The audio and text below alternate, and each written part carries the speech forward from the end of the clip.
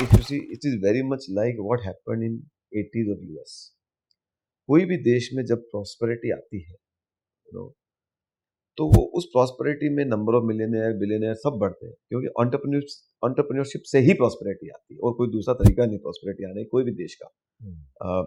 Free free environment, free, जैसे China ने इतनी बड़ी ग्रोथ करी, पर वहाँ पे मार्केट कैप और ग्रोथ वेल्थ नहीं हुई, बिकॉज वो फ्री एनवायरनमेंट नहीं है। तो आप अगर एक डेमोक्रेटिक सेटअप में एंटरप्रेन्योरशिप को एंड कैपिटलिज्म को प्रमोट करते हैं, तो वहाँ पे वेल्थ बनती है। तो इंडिया यूएस जैसा ही है।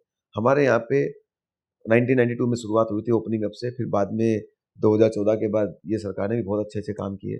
तो एक अलग अलग जगह सरकार ने आके अलग अलग जगह पे अपने कैटलिस्ट बनाए हैं ग्रोथ करने के लिए। तो इंडिया बहुत लंबी जर्नी है ग्रोथ करने। तो जब जब ऐसे ट्रांसफॉर्मेशन होता है, नंबर ऑफ बिलियनर्स मिलियनर्स ऊपर जाते हैं, और जैसे जैसे प्रॉस्पेरिटी बढ़ती है, उनकी वेल्थ रिलेटेड नीड्स चेंज होती जाती है, रिस्क एपेटाइट बढ़ती जाती है। आप देखेंगे 20 साल पहले कोई स्टार्टअप में इन्वेस्ट नहीं करता था, एंजल इन्वेस्टिंग का नाम किसी को आता नहीं था। आज वाई इंडिया का स्टार्टअप इकोसिस्टम इतना अच्छा हो गया, क्योंकि सबके पास वेल्थ आई। तो अगर मेरे पास 100 रुपया है, तो मुझे प्रॉब्लम नहीं है 2 रुपए की रिस्क लेने के लिए कोई एंजल इन्वेस्टिंग, पर ऐसे 2-2 रुपए वाले अगर 100-200 फैमिली मिल गए तो 200-400 रुपया हो गया। तो ऐसे ही कैपिटल पूल क्रिएट होता है। यूएस में भी ऐसे ही हुआ था, जब बड़ी बड़ी फैमिली ऑफिसेज क्रिएट हुई थी after successful exits of business and through various means. तो इंडिया में भी आज वही हो रहा है।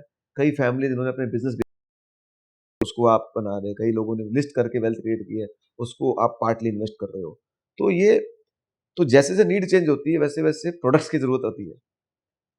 तो AIF, PMS, alternatives, structure credit, private equity, ये अभी भी बहुत नेशन स्टेज पे है हमारी वेल्थ के सामने। मैं कहता हूँ यहाँ से इंडिया और बहुत बड़ा जाएगा। तो अगर इंडिया यहाँ से 10-20 गुना और होना है, तो ये नीड तो बढ़ती ही जानी है। आप देखिए यूएस में, आज हम बात, मेरे को याद है जब हम यूएस जाते थे 2000 की बात में, 2003-4 की बता रहा हूँ, कि जब हम हमारा ब्रोकिंग बिजनेस बिल्ड कर रहे थे, तो सुनते थे कि इसके फलाने की $1 बिलियन फैमिली ऑफिस है, दूसरे की 500 मिलियन की फैमिली ऑफिस है। हमारा ऐसा मुंह खुल जाता था, तो क्या यार। पर आप देखिए अभी इंडिया में हर शहर में आपको आधा बिलियन, 1 बिलियन, 2 बिलियन, 5 बिलियन, कई मतलब मिलियंस तो आजकल अभी छोटे हो गए हमारे, इतनी फैमिली ऑफिसेस हो गई है। तो ये इसीलिए मैं रिलेट कर रहा हूँ कि यूएस में जो यहाँ पे होगा हमारा देश में, और हमारे देश में, और अभी तो ये शुरुआत है। ये 10 दशकों का ट्रेंड है, ये कोई छोटा मोटा ट्रेंड नहीं है। तो इसको अगर सही नजरिए से देखा जाए, और आप अगर 10-20 साल की कंपाउंडिंग को सोचोगे, तो कोई इसमें सोचने की बात नहीं। बहुत सारी ग्रोथ हर सेगमेंट में आएगी अभी तो। और जिसको बोलते हैं ना, heterogeneity of investor and heterogeneity of products, दोनों बढ़ेंगे, मतलब वाइड ही होंगे, क्योंकि जरूरत के हिसाब से नए नए प्रोडक्ट्स आएंगे, इनोवेशन होगी।